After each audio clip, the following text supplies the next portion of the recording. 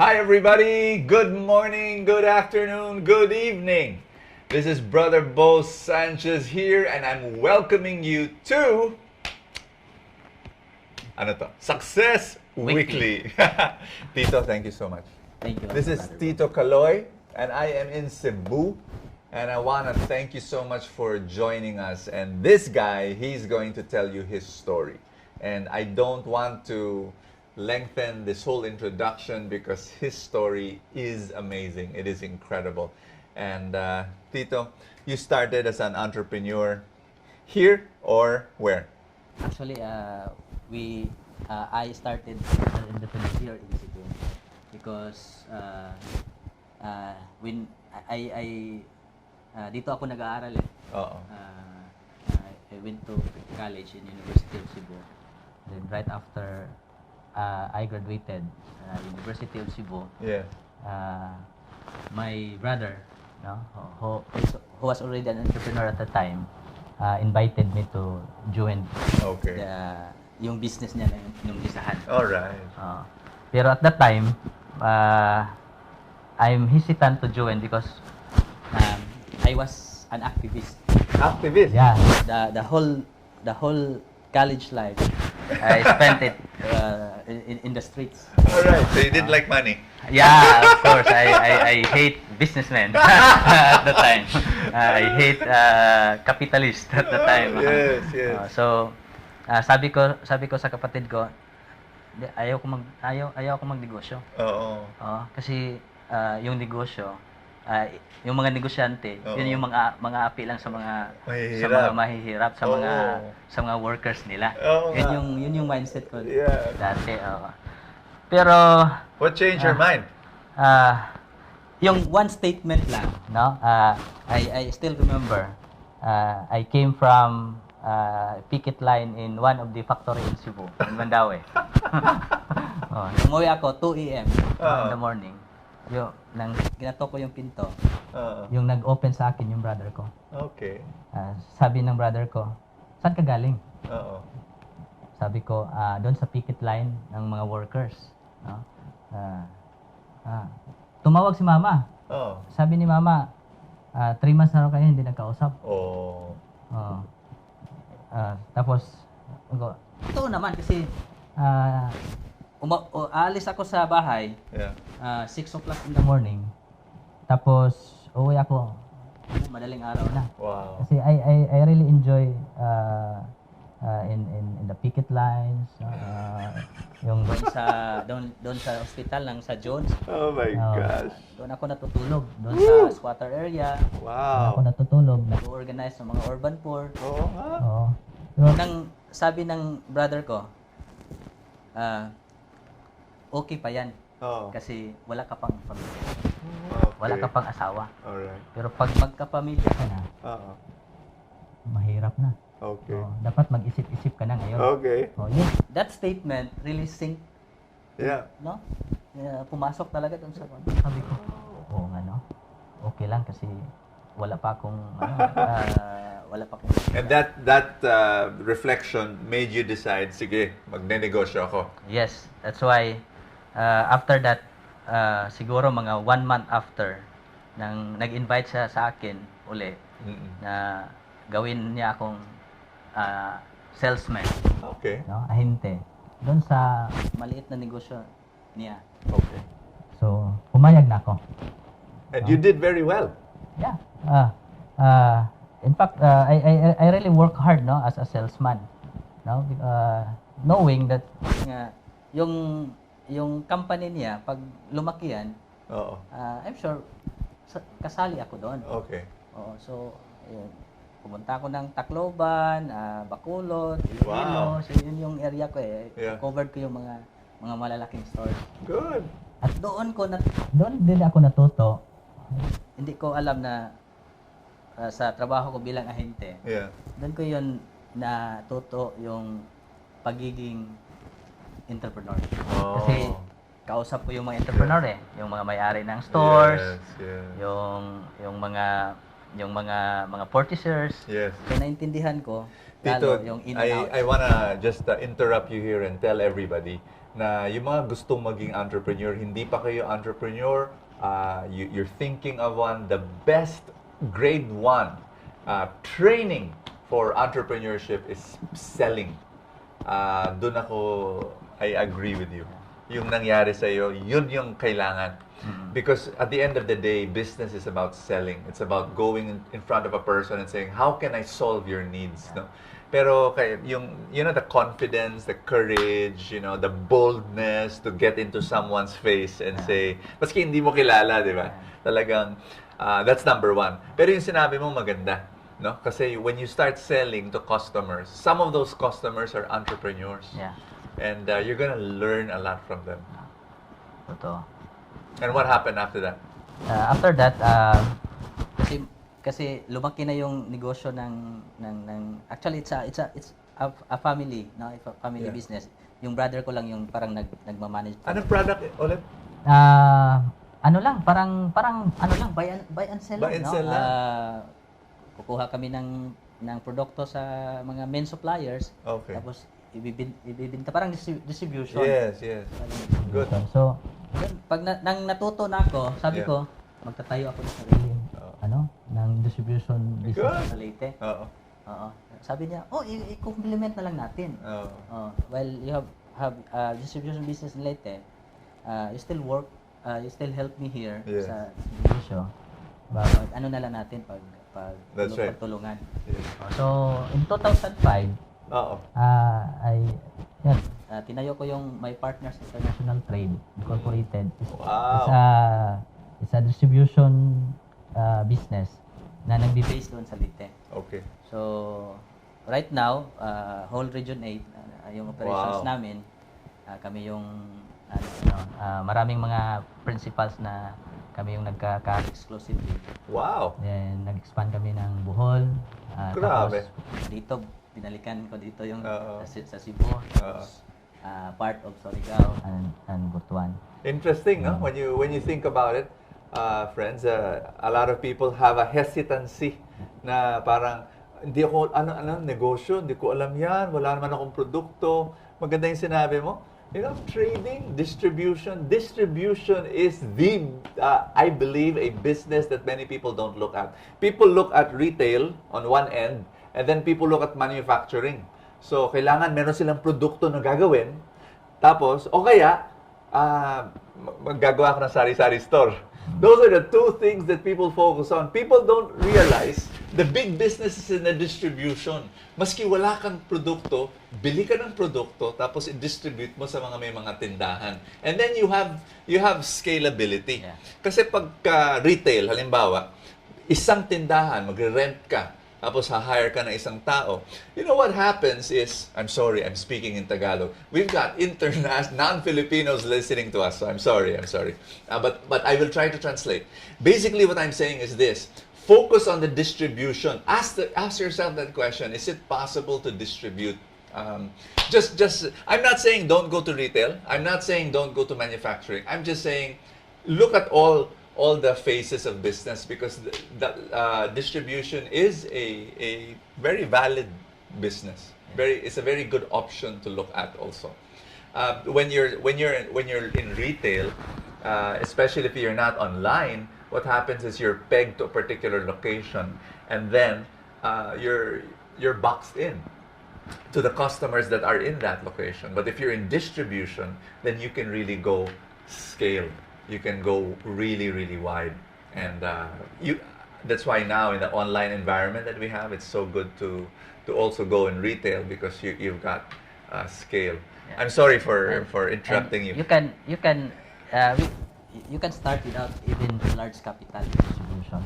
Wow. Basta lang you have the integrity, no? Especially sa suppliers. Yeah. They can extend you credit and you can sell it.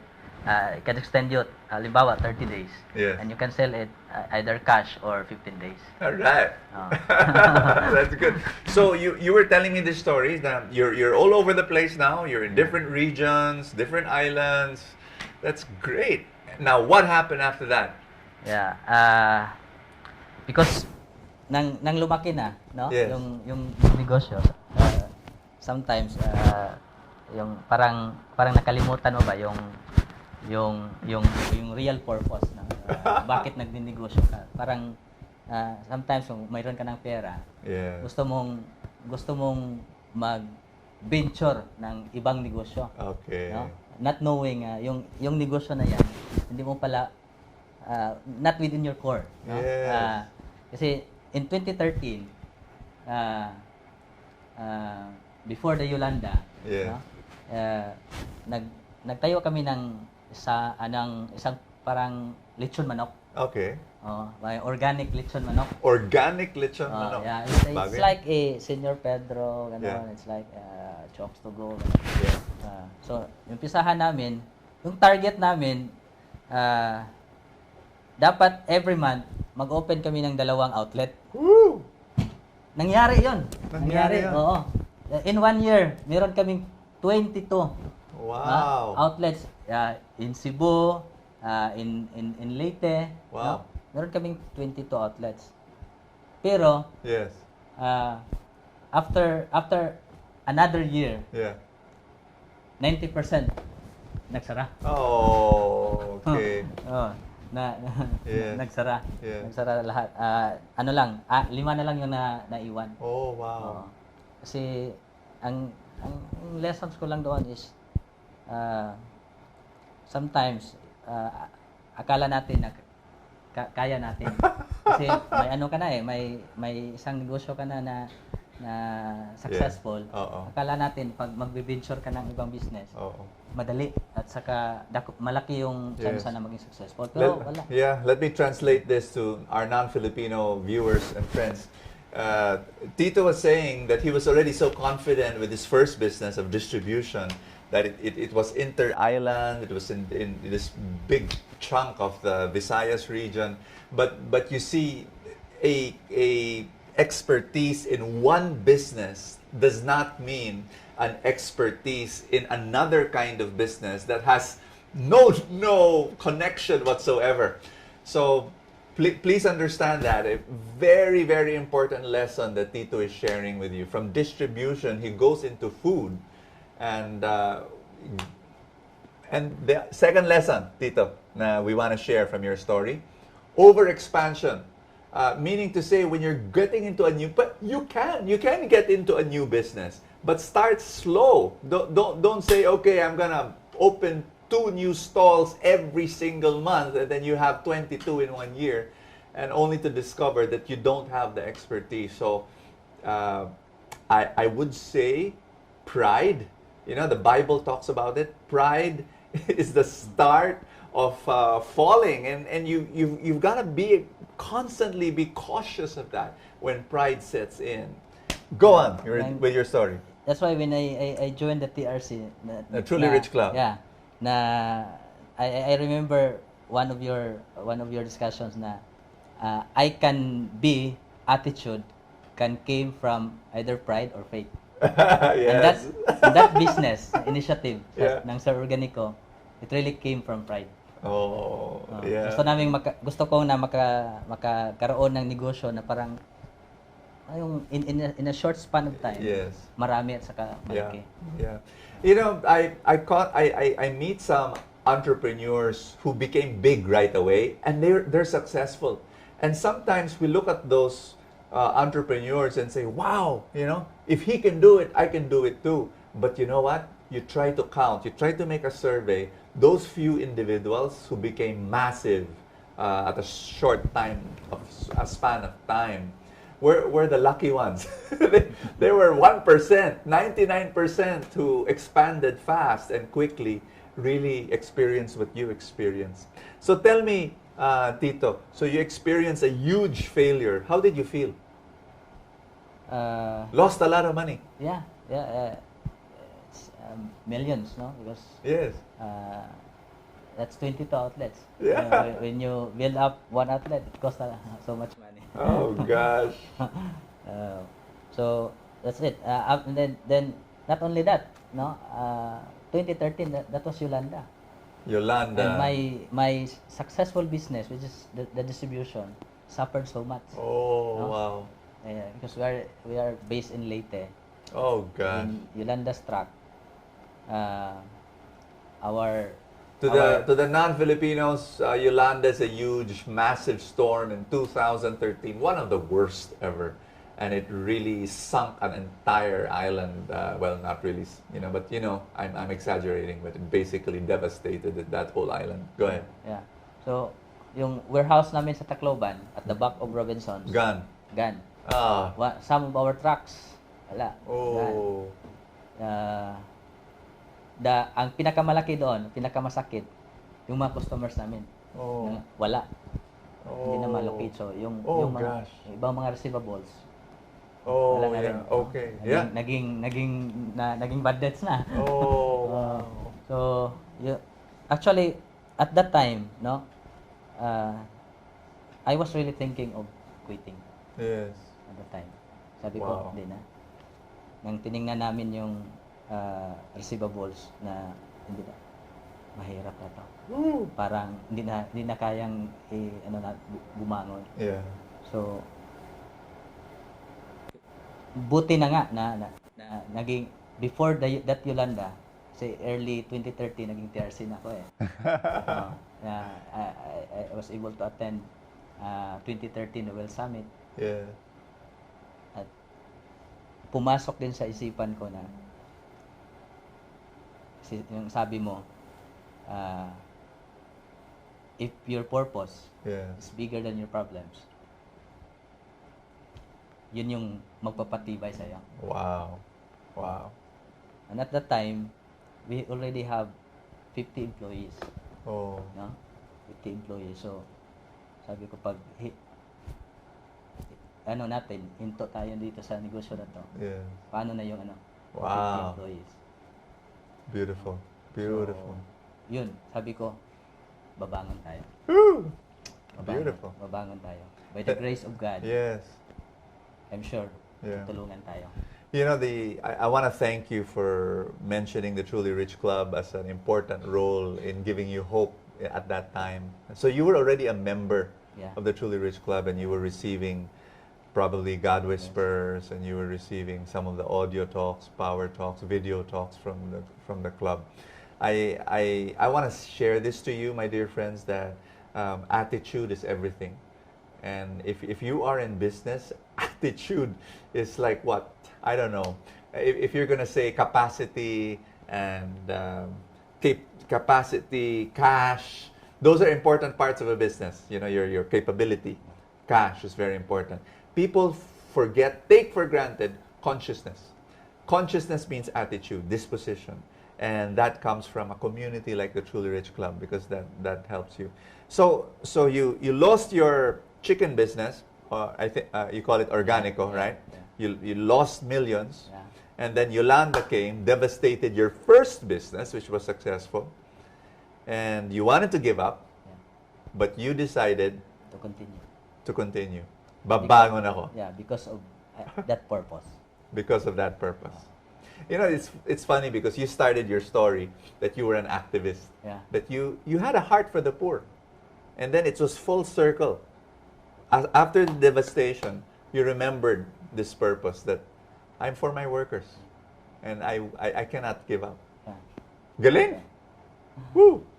Powerful. Kaya kahit mahirap, nagpa-pack kami ng sabi ko, pack tayo ng mga relief goods. Oh. Para sa mga pamilya ng mga employees natin. Wow. Kasi at that time, mahirap yung pagkain eh. Yeah. Doon sa amin, sa panahon ng Yolanda. So, pack kami. Habang nagpa-pack yung mga employees namin, I remember, kahit nasira yung nasira yung warehouse natin doon sa Tacloban. Yes. May isa tayong warehouse nasa Southern Leyte. Okay. Na yung Southern Leyte kasi hindi masyadong natamaan eh. So it's still okay. So sabi ko, yung opportunity, lahat ng mga distribution company, wala na eh. Yeah. Kasi disappear na. Lahat sa Ormoc at saka Tacloban. Yes. So kami na lang yung natira sa Southern Leyte na may pwede pang mag-operate. Okay. So nag-operate kami, tinuloy namin operations. Oh, that's great. Grabe, kahit anong ibenta mo. Oh my God. ano yan? The demand, naibigta. Yeah, the demand, because you're the only player there for some So, time. nang puno yung sasakyan, yung truck, pagbalik, wala nang laman. Oo. So, God is really great. Wow. And through that, you were able to rise. Yeah. Wow, that's amazing. Fantastic story. And the idea came in the midst of, creating relief goods for your employees. Tito, after that, tell me what happened, because I know now you've put up new businesses. So tell me what happened after that. Yeah, I also helped my brother, no? Because we nagtayo kami ng isang Prime Holdings together with my brother. Then this Prime Holdings is into toll manufacturing. Toll Manufacturing. Repacking, no? Recently, we're now supplying Starbucks. Wow. Other sugar sachet, cream sachet. Whoa. And nationwide. And I also supply the Philippine Airlines. Oh my gosh. So if I order coffee from the stewardess, and then that sugar thing, that's yours? Yeah. Oh my gosh, that little plastic stick and the... Yeah. Woohoo! We made that here in Cebu. In Cebu, wonderful. Wow. So then Figaro, Boss Coffee. Wow, you distribute to these coffee shops? Yeah, Krispy Kreme. Amazing. And a lot more, no? In mga hotels in Manila. You and your brother are doing amazing work. Wow. So from destruction, tragedy, you wanted to give up. Now you have this new business. Does the old distribution business, does it still continue? Yeah. So it continues, Until but then now. you have the second one now we're doing. Yeah. Wow. Fantastic. Tito, I just want to congratulate you. You did not give up, and now you have the second business that's probably bigger than the first one. I don't know. You don't have to tell me. Yeah. But they're two big businesses now. And what I wanna ask is, I wanna share that to you, friends. You're thinking of a business, right? Again, we like whenever we say, I want to start a business. What we think of right away is the end product. We always think of something flashy, something nice, a brand, a nice brand that people will talk about, and that's fine. If you can do that, do that. But I have met businessmen who tell me they produce a little bolt that will be part of a machine, and that's all they do, a little bolt, So it will not make them famous, but they produce millions of that. So you're like that person, your brand is not in the sugar. I mean, it just says sugar. So he may not be well known, he may not be a brand, but he produces millions of that thing for different coffee shops, for the plane, for the airline, your product could be unknown, a little bolt in the whole scheme of things, but it's a very, very viable business. So look at that as well. And any last message, Tito? Any last word that you want to tell people from your story? What did you learn? Marami ako natutunan sa iyo, Brother Bo, no? Since I started in 2013 until now, I attended almost all your Thank big you. event, no? Thank you for being sabi there. mo, sa negosyo dapat may passion ka. Yes. Pero sa akin, passion is not enough. Yes. Dapat yung passion mo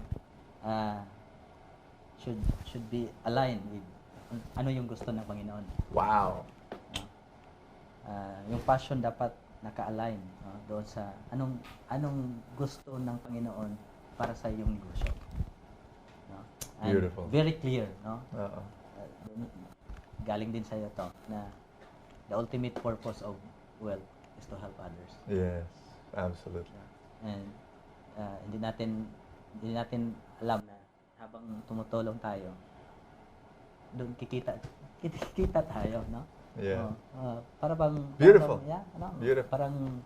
Parang kasi sabi yung iba akala nila pagtutulong expense, no? Pero yung totoo pala, pagtutulong ka, it's an investment. Yeah. Doon sa investment, That's right. may return. Beautiful. Wow. So, my dear friends, the purpose of your business has to be so clear. It's to love, it's to care, it's to share. So that's the thing we want you to. And if you do it, if you like really care for people and help people and love people through your business, guess what? Money will follow. Tama ba, Tito? Money will follow. Okay, let's answer some questions. Whoa. Okay, Christine is asking, how much did you lose during the Yolanda tragedy? It's an eight digits. 8 digits. Yeah. All right. God bless you. And it's so easy, when you think about how I've experienced that, Tito. My own Yolanda was not through a natural calamity, but many of my businesses I lost. And I remember you get depressed. Yeah. You really get depressed, and you kind of like say, oh gosh, parang ayoko na. Ang sakit di ba? You don't only lose money, you lost all the time that you spent in building that business. So when one business fails, you just want to give up. But like you, I had to hold on to my purpose and say, no, I really want to help people, and I'll keep it up. I've lost in 12 businesses, and it's very painful, but you kind of like rise up again and never give up. That's why you are very successful. The more failures. Okay, Marky asks, how did you find the hope and money to start up again after Yolanda? Yeah, thank you, no? Thank you for that question. Na hindi ko na-mention na nangyari yung Yolanda, when I decided to continue the business because of that purpose, tinawagan ko yung mga suppliers namin. Suppliers. Yeah, sabi ko, huwag kayong mag-alala kahit ito yung nangyari sa amin. Yung mga payables namin, babayaran namin. Yay! Please just give us time.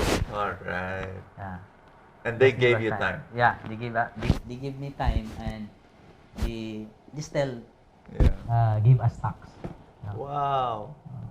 So with that statement lang, no, malaki na yun, no, para sa kanila. And we truly. You communicated. You basically communicated to them, and you told them, I'm still in business. I suffered so much, but can you help me? Yeah. And I guess you had good relationships with your suppliers. It's very important. I think you've got a. This is something I always tell people. It's not just price.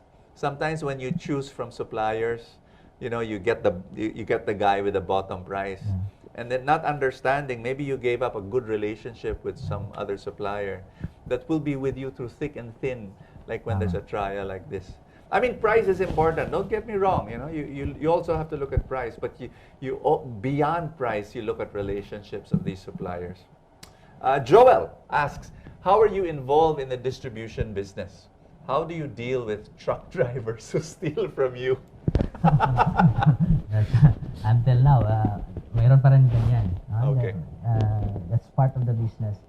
Pero yung ginawa namin is, sabi ko, kahit saang negosyo, anong negosyo, mayroon talagang ganyan. Yeah. Pag hindi mo matransform yung mga tao, mga employee. Okay. Kaya yun yung reason bakit doon sa company namin mayroong feast video. Mayroong feast video doon. Every Monday, from 9 a.m. up to 11 sometimes. Wow. Or 10:30 to 11. Yeah. Mayroon kaming feast video kasi naniniwala ako doon na if you cannot transform the inner, the inner thing doon sa mga employees mo, hindi yung magbabago. Alright. Yung work attitude nila. What's a feast video? This is a ministry that we have.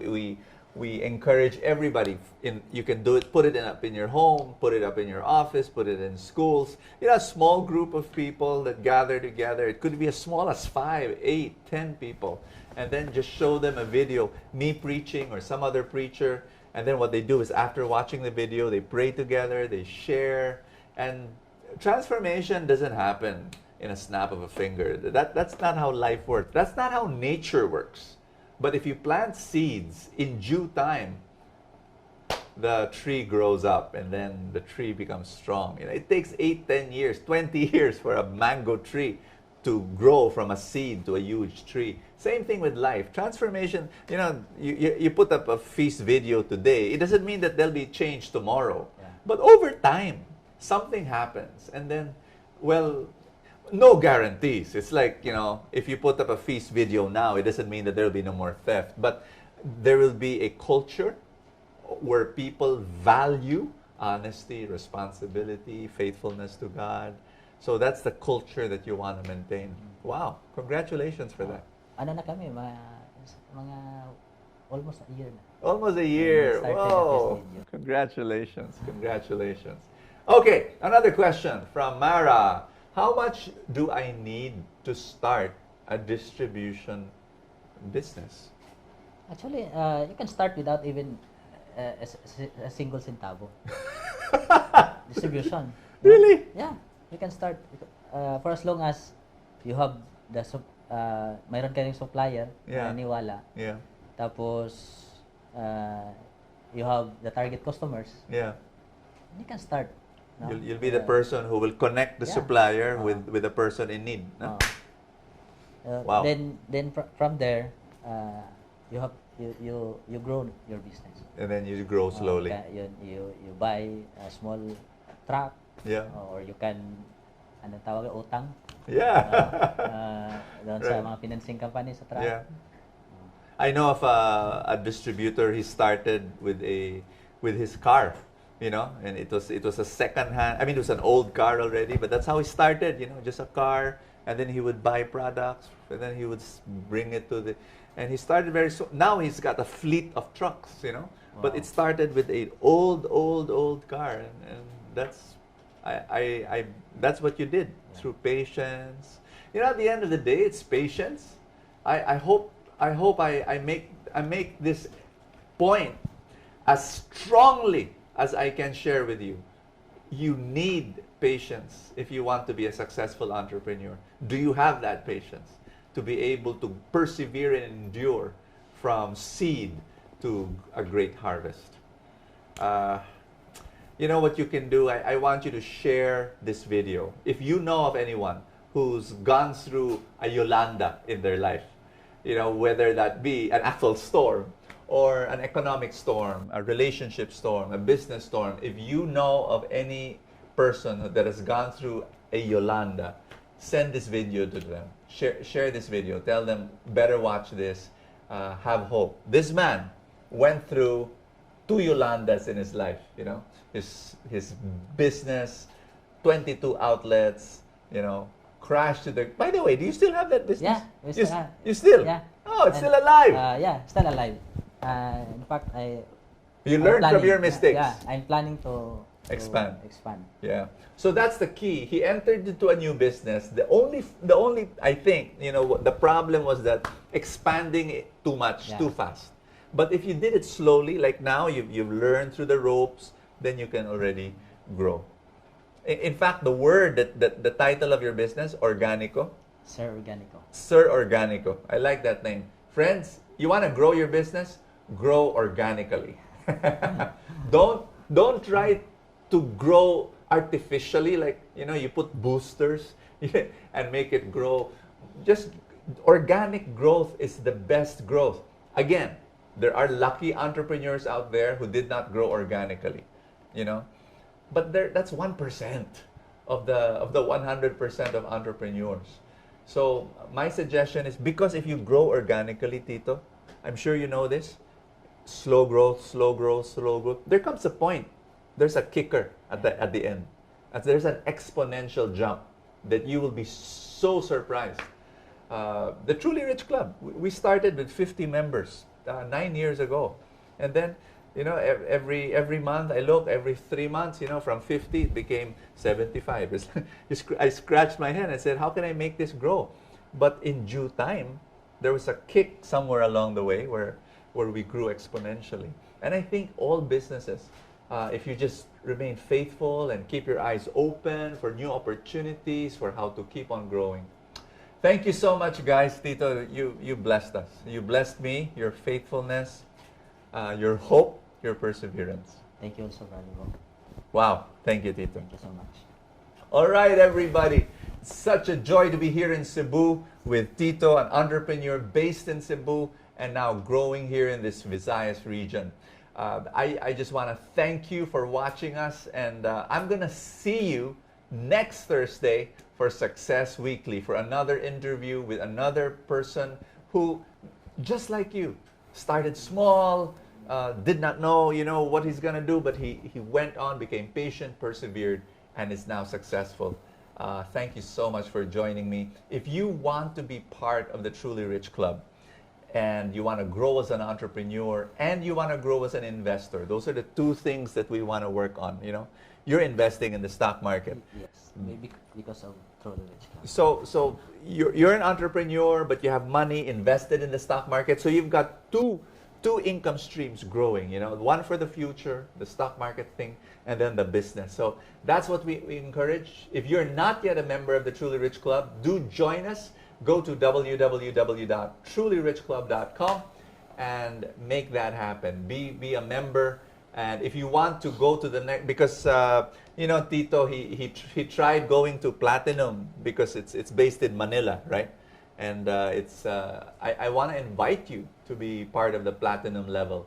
Go to trulyrichclub.com/platinum, and you will meet the other entrepreneurs there that really have a passion for purpose, the purpose of helping, of loving. God bless you. See you next Thursday.